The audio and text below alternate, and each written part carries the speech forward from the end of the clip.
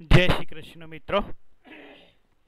Shri RJ Patel Sridevi विद्यालय हूँ चेतन गुप्ता आपનું સ્વાગત કરું છું। ધોરણ 12 પ્રકરણ 10 ની અંદર તરંગ પ્રકાશ શાસ્ત્ર આગળ શરૂ કરેલું છે। આપણે ઘણો બધો કન્સેપ્ટ થઈ ગયો છે એટલે બહુ લેટ વિડીયો પોસ્ટ કરું છું, પણ મોસ્ટ ઇમ્પોર્ટન્ટ કન્સેપ્ટ આપણે જોઈશું। હવે એક મુદ્દો નક્કી થઈ ગયો છે, અમુક મુદ્દા ઓમિટ કરેલા છે ટેક્સ્ટબુકમાંથી કે ભાઈ એ મુદ્દા હવે કરવાની જરૂર નથી, 30% સિલેબસ કાઢી દીધેલ છે એટલે મિત્રો આપણે હવે એ સિલેબસ પણ આની અંદર ઇન્ક્લુડ નહીં કરીએ, બરાબર। તમે જોતા જાઓ એક પછી એક। હવે આગળના વિડીયો તો આપણે પોસ્ટ કરેલા છે। હવે નેક્સ્ટ કન્સેપ્ટ ઉપર જઈએ। તરંગ પ્રકાશ શાસ્ત્રની અંદર નેક્સ્ટ મુદ્દા ઉપર આપણે જઈએ છીએ વ્યતિકરણ ભાત મેળવવા માટે યંગના પ્રયોગની ગોઠવણી અને પ્રયોગની સમજૂતી આપો। યંગનો પ્રયોગ વ્યતિકરણ ભાત મેળવવા માટે યંગનો પ્રયોગ એની ગોઠવણી અને પ્રયોગની સમજૂતી। તો સૌથી પહેલા બ્રિટિશ ભૌતિક વિજ્ઞાની થોમસ યંગે તરંગ અગ્રના વિભાજન વડે પ્રકાશના સુસંબદ્ધ ઉદ્ગમો મેળવવાની ખાસ એક યુક્તિપૂર્વકની યોજના કરી અને સ્થિત વ્યતિકરણનું નિદર્શન કર્યું। આપણે આગળ મિત્ર જોઈ ગયા વ્યતિકરણ મેળવવા માટે આપણે સુસંબદ્ધ ઉદ્ગમો જોઈએ અને એ પણ જોઈ ગયા કે સુસંબદ્ધ ઉદ્ગમો કઈ સામાન્ય રીતે ક્યાંક ઘરમાં મળે નહીં। તમારા ઘરમાં સુસંબદ્ધ ઉદ્ગમ જોઈએ તો મળે ના મળે। તમે તમારા ઘરે એક સાથે એક જ કંપનીની એક જેવી બે ટ્યુબલાઇટ તમે ચાલુ કરો તો પણ સુસંબદ્ધ ઉદ્ગમો કહેવાય નહીં। એક જેવી યાદ રાખજો ફરીથી મિત્રો, એક જેવી એક સમાન સરખી ટ્યુબલાઇટ ચાલુ કરો એક જ સમય છતાં પણ એ સુસંબદ્ધ ઉદ્ગમ એટલે કે વ્યતિકરણ ભાત રચે નહીં કે જેની અંદર પ્રકાશિત અપ્રકાશિત શલાકાઓ મળે। તો પછી આવું કઈ રીતે મેળવી શકાય? આવું બધું મેળવવું હોય તો શું કરવું પડે? આપણા મગજમાં દેખીતી રીતે સવાલ આવે કે ભાઈ શું કરવાનું છે, આવું મેળવવું હોય તો કરવું શું? તો આવો જ સવાલ વૈજ્ઞાનિકોના મગજમાં પણ ચાલતો હતો કે ભાઈ આવું વ્યતિકરણ માટે જે શરતો જોઈએ શરતો લાવી ક્યાંથી, બે સુસંબદ્ધ ઉદ્ગમ લાવવા ક્યાંથી? તો એ બે સુસંબદ્ધ ઉદ્ગમ મેળવવા માટે થોમસ યંગ નામના વૈજ્ઞાનિકે બહુ જ સરસ ગોઠવણ કરી। બહુ સરસ એટલે બહુ સરસ ગોઠવણ કહેવાય એને, અતિશય સારી ગોઠવણ કરી। તમે જોઈ શકો છો સૌથી પહેલાં એને જનરલી સૂર્યપ્રકાશનો જ ઉપયોગ કર્યો। અહીંયા સૂર્યપ્રકાશનો આપણે ઉપયોગ નહીં કરીએ સામાન્ય રીતે, નહીં તો એને તો એક સૂર્યપ્રકાશ અને પિન હોલ, એક પુઠ્ઠાની અંદર એક જનરલી એક પિન હોલ, એક છિદ્ર, બારીક છિદ્ર પાડી દીધું એને, બરાબર। સ્લીટ તરીકે એસ કરી એસ નામ આપ્યું અને એક બારીક છિદ્ર એને પાડી દીધું અને પછી એ છિદ્રમાંથી પ્રકાશનું કિરણ એટલે કે પ્રકાશ આપાત કર્યો। છિદ્રમાંથી તો ખાલી પ્રકાશનું એક જ કિરણ જાય, જે તમે અહીંયા આકૃતિમાં જુઓ એવું એક જ કિરણ અંદર દાખલ જાય। એ કિરણ જેવું પહોંચે ત્યારે એની સામે બીજું એક પુઠ્ઠું કે જેની અંદર બે છિદ્રો કરેલા હોય, S1 અને S2, એ બે છિદ્રો સૂક્ષ્મ છિદ્રો જેને કહેવાય S1 અને S2, બરાબર। હવે આ પહેલી સ્લીટ એ, બીજી સ્લીટ બી, અથવા બે પડદા કહી દો તો બી ચાલે, પડદો એ અને પડદો બી, આ બંને વચ્ચેનું અંતર પણ બહુ જ ઓછું મિલીમીટરના ક્રમનું રાખવામાં આવે અને S1 S2 જે પિન હોલ આપેલું છે, બરાબર, એનું વચ્ચેનું અંતર સ્મોલ ડી, એનું અંતર પણ બહુ જ ઓછું રાખવામાં આવે છે। હવે પછી થાય છે શું કે જે તમે પ્રકાશ આપાત કરો એ કિરણ એ બે સ્લીટ S1 S2 ઉપર એકસાથે આપાત થાય અને આ બંને સ્લીટ S1 અને S2 માંથી નીકળતા તરંગાગ્રો એકબીજા ઉપર સંપાત થાય અને સામેના પડદા C ઉપર પ્રકાશિત અને અપ્રકાશિત વિવર્તન ભાત જોવા મળે। આવી કઈ ગોઠવણ આપણને આની અંદર મળે છે। આ યંગનો પ્રયોગ છે। જોતા જઈએ કઈ રીતે થાય છે આ મિત્રો। S બરાબર સૌથી પહેલા S પડદા એ નું બારીક છિદ્ર છે, S1 S2 પડદા એને સમાંતર રહેલા પડદા અને પડદા બી પર S1 અને S2 બે સૂક્ષ્મ છિદ્રો। SS1 બરાબર SS2 એટલે S થી S1 સુધીનું અંતર અને S થી S2 સુધીનું અંતર બંને અંતરો સરખા રહેવા જોઈએ। પડદા એ અને બી વચ્ચેનું અંતર મિલીમીટરના ક્રમનું છે, જે મેં વાત કરી પ્રમાણે એ અને બી વચ્ચેનું અંતર બહુ જ ઓછું છે। અહીંયા માત્ર તમારી સમજૂતી માટે જ, માત્ર ને માત્ર સમજૂતી માટે આપણને અંતર બતાવેલું છે, પણ એ મિલીમીટરના ક્રમનું છે। સી એ પડદા બી ને સમાંતર અને તેનાથી ડી એ મીટરના ક્રમના અંતરે પડદો છે। હવે જે જવાબ આપણને અથવા જે વ્યતિકરણ ભાત મળે એ પડદો મેળવવા માટે આપણે બી થી ડી જેટલા અંતરે બીજો એક પડદો મૂકીએ છીએ। ડી એ મીટરના ક્રમનું હોય, 1 મીટર 2 મીટરના અંતરનું ક્રમનું એ આપણને મળે છે કે જ્યાં તમને પ્રકાશિત અને અપ્રકાશિત શલાકાઓ જોવા મળે છે। હવે કરવાનું શું છે, આપણે અલગ અલગ રીતે જોઈએ તો છિદ્ર S ને એક તેજસ્વી પ્રકાશના ઉદ્ગમથી પ્રકાશિત કરતા છિદ્ર S ને એક તેજસ્વી પ્રકાશના ઉદ્ગમથી પ્રકાશિત કરતા તેમાંથી ગોળાકાર તરંગો મળે છે જે S1 અને S2 પર આપાત થાય છે. SS1 અને SS2 અંતર સમાન હોવાથી તેઓ સુસંબદ્ધ ઉદ્ગમોની જેમ વર્તે છે. SS1 અને SS2 ઉદ્ગમ સરખા હોવાથી તેઓ સુસંબદ્ધ ઉદ્ગમની જેમ વર્તે છે. ચલો, તો SS1 અને SS2 આ બંને અંતરો સરખા હોવાથી સમાન હોવાથી તેઓ સુસંબદ્ધ ઉદ્ગમોની જેમ વર્તે છે. સુસંબદ્ધ ઉદ્ગમ માટે શું હોય? S માંથી નીકળતા પ્રકાશની કિરણો S1 અને S2 પર એક સાથે આપાત થાય. એવું કઈ રીતે થાય?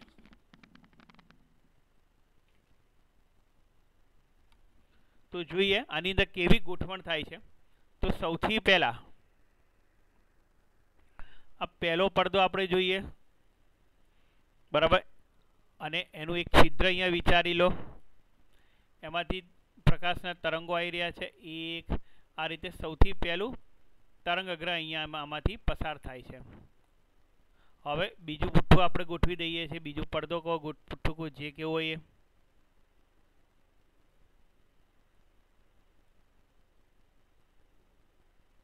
ચલો, હવે એની અંદર બે છિદ્રો આપણે લઈ લીધા, એક અને બે.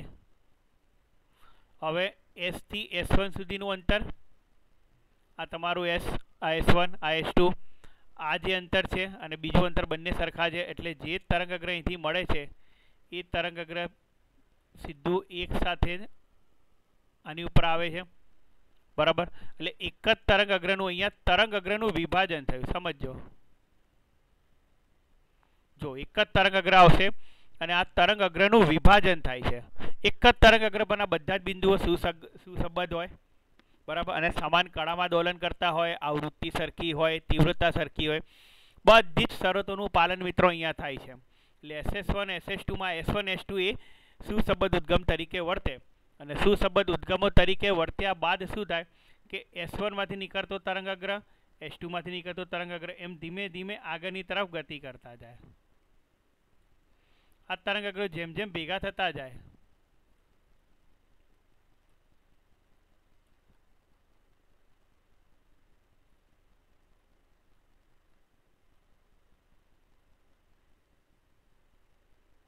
બરોબર, તો જે જગ્યાએ બંને એકબીજાને છેદે ત્યાં આપણને પ્રકાશિત અને અપ્રકાશિત સામેની બાજુ પડદો મૂકી દો.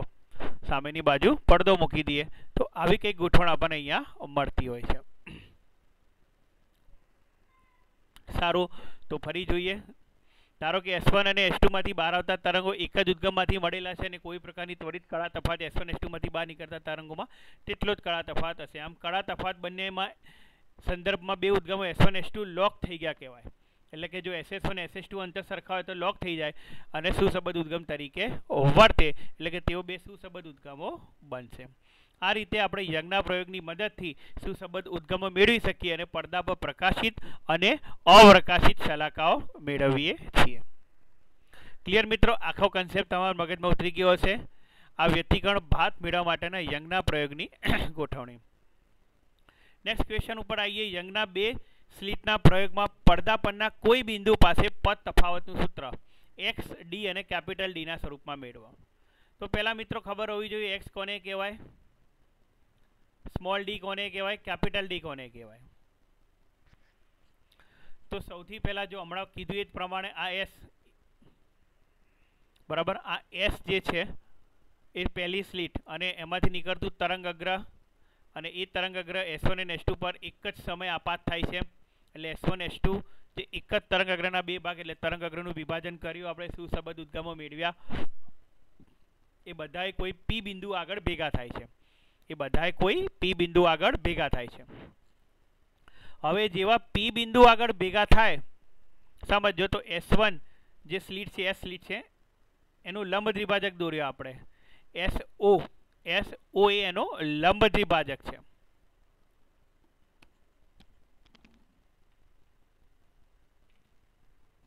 SO એ એનો લંબ દ્વિભાજક છે, બરાબર. જે અહીંયા આપણે દોરીએ છીએ એ અહીંયા એનો લંબ દ્વિભાજક છે.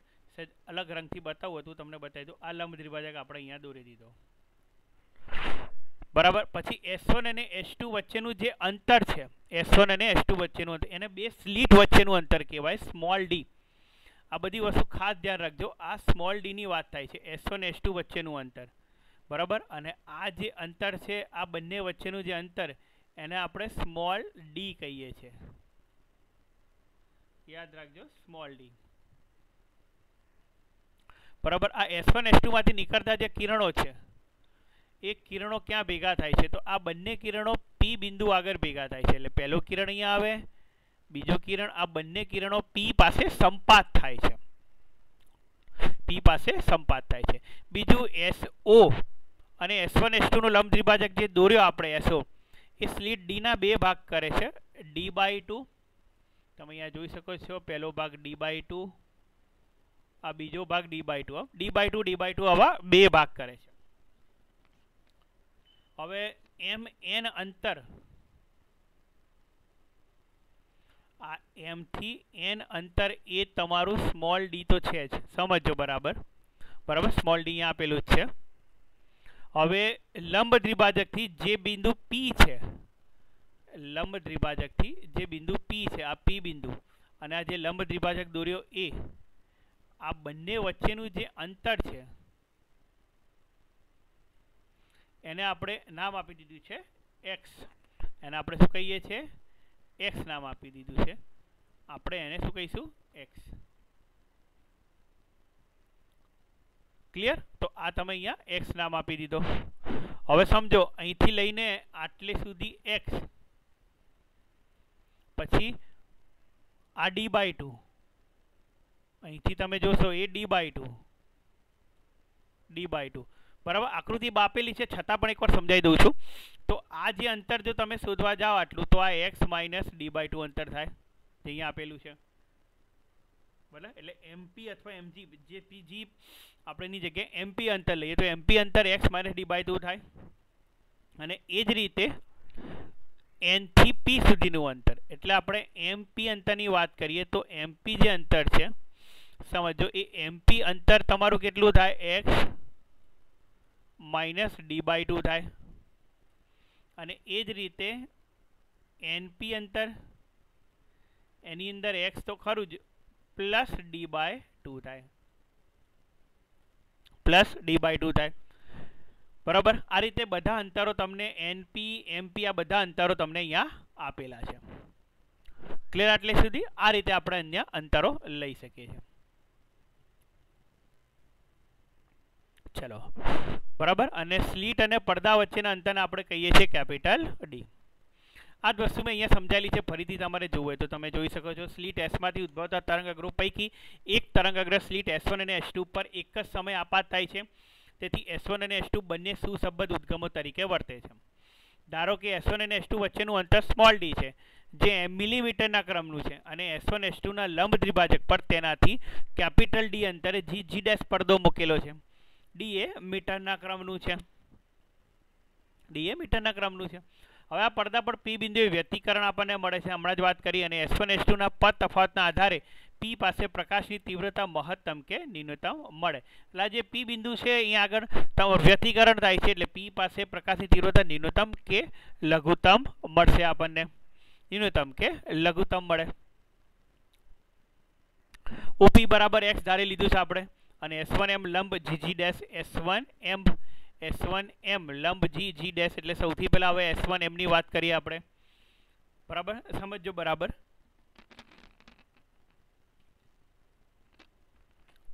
હવે આપણે ત્રિકોણની વાત કરી રહ્યા છીએ અહીંયા, કે ત્રિકોણ દોરી રહ્યા છે. તો S1M લંબ GG', તો આવો એક ત્રિકોણ તૈયાર થાય છે.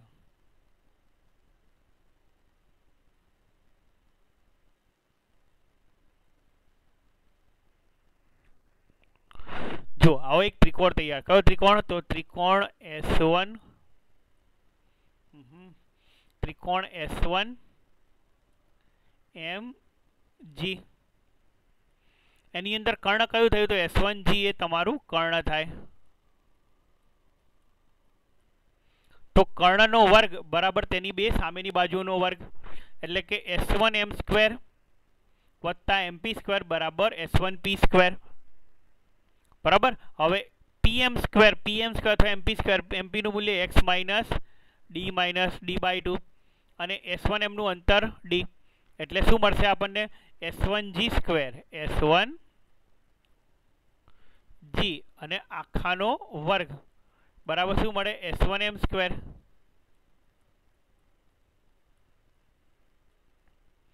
S1GB કોણ? S1P, આપણે એને P કહીશું. ઉભા રહેજો.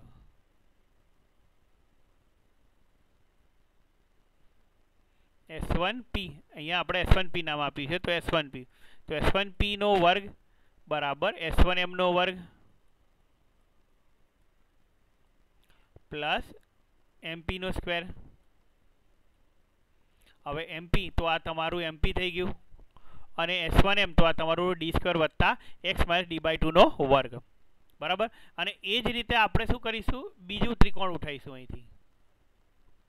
પછી તમારે આ ત્રિકોણ ઉઠવાનો S1 S2P S1N અને NP. એટલે બીજો ત્રિકોણ ઉઠાઈ લો. બીજા ત્રિકોણ માટે પણ સેમ પ્રોસિજર કરો કે ભાઈ S2P નો સ્ક્વેર બરાબર S2N નો સ્ક્વેર વત્તા NP નો વર્ગ. જોઈએ કઈ રીતે. આ વસ્તુ અહીંયા તમને બતાવેલી છે. ત્રિકોણ PM S1 પરથી S1P સ્ક્વેર બરાબર S1M સ્ક્વેર વત્તા PM સ્ક્વેર. તો જુઓ d સ્ક્વેર વત્તા x માઇનસ d/2 નો વર્ગ. એ જ રીતે ત્રિકોણ PN S2 પરથી S2P નો વર્ગ બરાબર S2M square plus PN square. તો અહીંયા પણ સેમ પ્રોસિજર, d સ્ક્વેર વત્તા x વત્તા d/2 નો વર્ગ.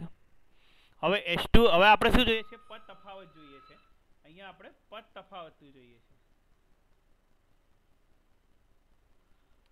ચલો આપણે અહીંયા પદ તફાવત મેળવવાનું છે.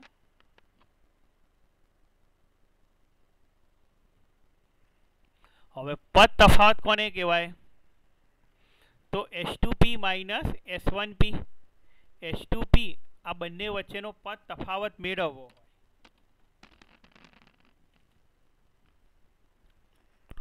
તો આપણે શું કરીએ છીએ? અહીંથી એક લંબ દોરી દઈએ.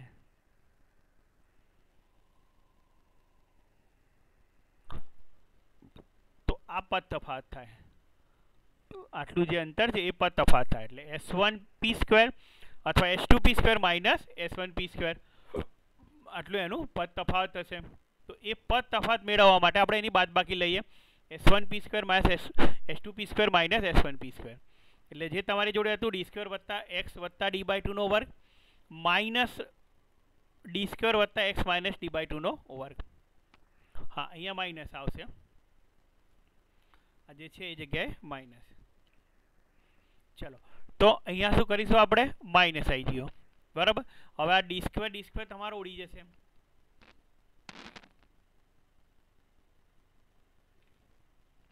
શું થશે? d સ્ક્વેર જે છે તમારી જોડે અહીંયા એ d સ્ક્વેર ઉડી જશે. એટલે આ d સ્ક્વેર ગયા, આ d સ્ક્વેર ગયા. એટલે x plus d/2 square minus x minus d/2 નો વર્ગ. એટલે આ મળે. હવે x સ્ક્વેર વત્તા xd. હવે શું કરવાનો? વર્ગનું કૌંસ ખોલો. x સ્ક્વેર પછી આ બંનેનો ગુણાકાર 2 ગુણ્યા xd/2 એટલે xd ઉડી જાય. એ રીતે આ માઇનસ x સ્ક્વેર, આ minus minus plus minus d²/4.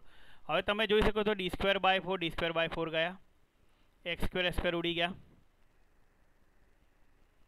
બરોબર. શું થાય છે? x સ્ક્વેર ઉડી ગયા.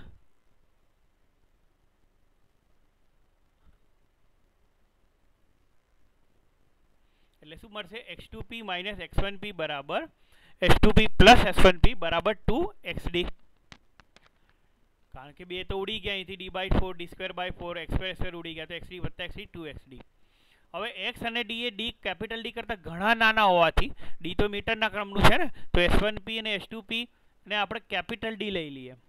તો આ જે સૂત્ર છે કે જેમાં આપણે શું કર્યું? s1p સ્ક્વેર માઇનસ s2p સ્ક્વેરને આપણે સરવાળ એની અવયવનો નિયમ લાગુ પાડી દીધો. a square minus b square એટલે a માઇનસ b, a વત્તા b. તો a વત્તા b જે છે અને a માઇનસ b, તો a વત્તા b માં આપણે શું કર્યું? s2p ને s1p બરાબર કેપિટલ D લઈ લીધા. ખ્યાલ આવે છે? બરાબર. એટલે આ પણ આપણે કેપિટલ D લઈ લઈએ છીએ, અહીંયા પણ કેપિટલ D લઈ લીધા. એટલે x d માં નાના હોવાથી s1p s2p બરાબર કેપિટલ D.